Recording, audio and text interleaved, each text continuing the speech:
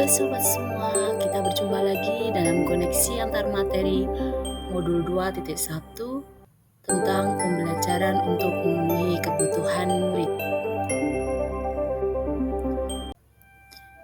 Berjumpa kembali dengan saya Superni JKB Angkatan 11 dari Kabupaten Ngawi, Jawa Timur bersama Bapak Fasilitator Budi Putranto dan Ibu Pengajar Praktek Bu Wahidatul Maimunah. Sobat semua, ini adalah akibat dari apa yang telah dipelajari dalam modul pembelajaran untuk memenuhi kebutuhan murid, yaitu mendapatkan pengetahuan baru dan dapat mengubah cara melihat masalah atau situasi. Kemudian, dapat mengembangkan strategi dan pendekatan yang lebih efektif dalam berbagai situasi. Belajar untuk menganalisis informasi dan kritikus dalam menilai suatu hal untuk membuat diri lebih bijak dalam membuat keputusan dan mengembangkan pemikiran yang lebih matang. Membantu berkembang sebagai individu yang lebih baik dan berkontribusi positif pada masyarakat. Sobat semua, akibat dari apa yang telah dipelajari, perubahan pemikiran berkontribusi terhadap implementasi pembelajaran berdiferensiasi. 1. Memahami bahwa setiap siswa memiliki gaya belajar, minat, dan pemahaman yang berbeda-beda dan mendorong guru untuk merancang pembelajaran yang lebih sesuai dengan kebutuhan siswa. Kedua, mengelompokkan siswa berdasarkan kriteria seperti minat, bakat, hobi, dan kecerdasan, sehingga dapat memudahkan pelayanan belajar yang lebih spesifik dan efektif. Dan yang ketiga, pentingnya menciptakan lingkungan belajar yang positif dan inklusif. Sobat semua, dalam penerapan pembelajaran berdiferensiasi, ternyata banyak sekali tantangannya. Berikut adalah strategi bersikap positif walaupun banyak tantangan dalam penerapan pembelajaran berdiferensiasi.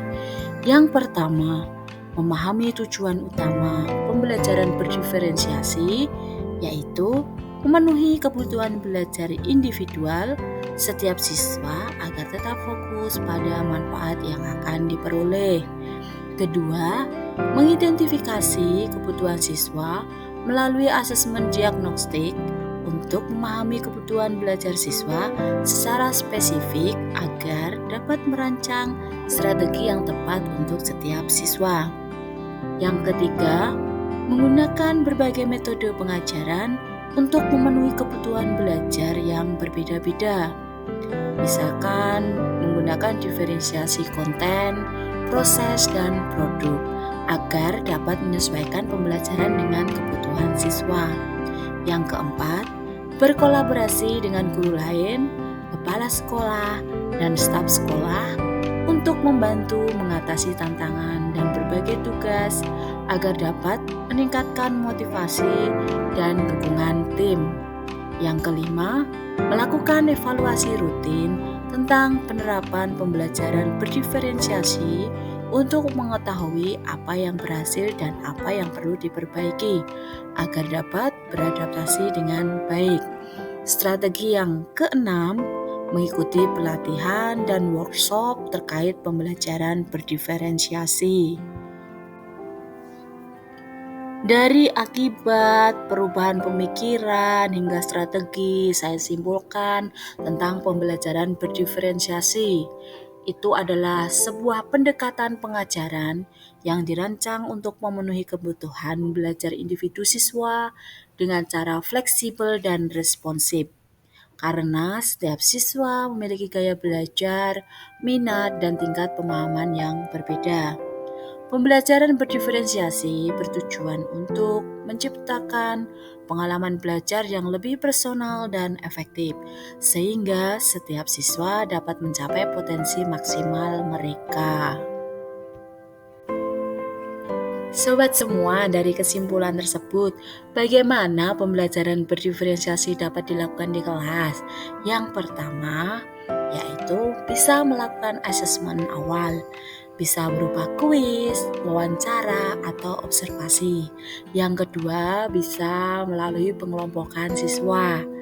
Yang ketiga, bisa menggunakan berbagai metode pengajaran seperti pembelajaran berbasis proyek, diskusi kelompok, dan pembelajaran berbasis masalah untuk memenuhi kebutuhan beragam siswa. Dan yang keempat, bisa berdiferensiasi konten, yaitu menyesuaikan materi ajar dengan tingkat pemahaman siswa. Yang kelima, diferensiasi proses, yaitu menyesuaikan cara siswa belajar dengan memberikan berbagai pilihan, aktivitas, dan strategi belajar yang sesuai dengan gaya belajar mereka. Yang keenam, diferensiasi produk, yaitu berikan pilihan kepada siswa tentang bagaimana mereka ingin menunjukkan pemahaman mereka seperti presentasi, poster, atau laporan tertulis. Yang ketujuh, yaitu melakukan umpan balik dan refleksi, di mana memberikan umpan balik yang konstruktif dan dorong siswa untuk merefleksikan pengalaman belajar. Sobat semua, berikut adalah pembelajaran berdiferensiasi dapat memenuhi kebutuhan belajar murid dengan berbagai cara, yaitu pemetaan kebutuhan belajar melalui diferensiasi konten, proses, dan produk. Kemudian menciptakan suasana belajar yang positif. Dan yang terakhir, penilaian berkelanjutan. Sobat semua, bagaimana sih pembelajaran berdiferensiasi dapat membantu mencapai hasil belajar yang optimis? Ayo, baik. Yang pertama adalah pemahaman yang lebih baik, karena siswa dapat belajar dengan cara yang paling sesuai dengan mereka, sehingga meningkatkan pemahaman dan retensi informasi. Selanjutnya, pengembangan keterampilan, yaitu pembelajaran yang disesuaikan memungkinkan siswa untuk mengembangkan keterampilan yang relevan dengan minat dan bakat mereka. Kemudian mempersiapkan mereka untuk tantangan di dunia nyata. Dan yang ketiga, peningkatan motivasi dan keterlibatan, yaitu ketika siswa merasa bahwa kebutuhan mereka diperhatikan, mereka lebih cenderung terlihat aktif dalam proses belajar yang berdampak positif pada hasil belajar mereka. Sobat semua, masih ingat kan filosofi pendidikan Ki Hajar Dewantara yang ada di modul titik 1 yang menekankan bahwa pendidikan harus menuntun anak dengan kodratnya, baik sebagai individu maupun anggota masyarakat. Kaitannya dengan pembelajaran berdiferensiasi yaitu sangat sejalan dengan filosofi ini, karena pendekatan ini berupaya memenuhi kebutuhan belajar siswa dengan mempertimbangkan karakteristik unik mereka. Dengan demikian, pembelajaran berdiferensiasi menjadi alat untuk mewujudkan prinsip merdeka belajar yang diusung oleh Ki Hajar Dewantara, di mana siswa dapat belajar sesuai dengan minat dan potensi mereka masing-masing. Kemudian, kaitan dengan modul 1.2 tentang nilai dan peran guru penggerak, yaitu menjelaskan bahwa guru penggerak harus memiliki nilai yang berpihak pada siswa dan berperan sebagai pemimpin pembelajaran. Dalam konteks ini, pembelajaran berdiferensiasi menjadi salah satu cara bagi guru untuk memenuhi peran tersebut. Dengan menerapkan pembelajaran berdiferensiasi, guru dapat menciptakan lingkungan belajar yang kolaboratif dan inovatif, yang pada gilirannya membantu siswa untuk mencapai hasil belajar yang optimal. Sobat semua, sekarang kaitan dengan modul 1.3 tentang visi guru penggerak. Ini adalah sebuah harapan, ada gambar pesawat ya teman-teman. Modul 1.3 menggarisbawahi pentingnya visi guru penggerak dalam menciptakan perubahan positif di kelas. Pembelajaran berdiferensiasi mendukung visi ini dengan memungkinkan guru untuk merancang pengalaman belajar yang relevan dan menarik bagi siswa. Melalui pendekatan ini, guru dapat mengembangkan praktik yang berfokus pada pencapaian profil pelajar Pancasila, yang mencangkup karakter, keterampilan, dan pengetahuan yang dibutuhkan siswa di masa depan. Kemudian kaitan dengan modul 1T4 tentang budaya positif. Masih ingat kan sobat semua? Modul 1T4 menekankan pentingnya menciptakan budaya positif di sekolah, di mana siswa merasa dihargai dan termotivasi untuk belajar. Pembelajaran berdiferensiasi berkontribusi pada budaya positif ini dengan memberikan perhatian pada kebutuhan dan minat individu siswa, dengan menciptakan suasana belajar yang inklusif dan mendukung siswa lebih cenderung untuk terlibat secara aktif dalam proses pembelajaran yang pada akhirnya meningkatkan motivasi dan hasil belajar mereka.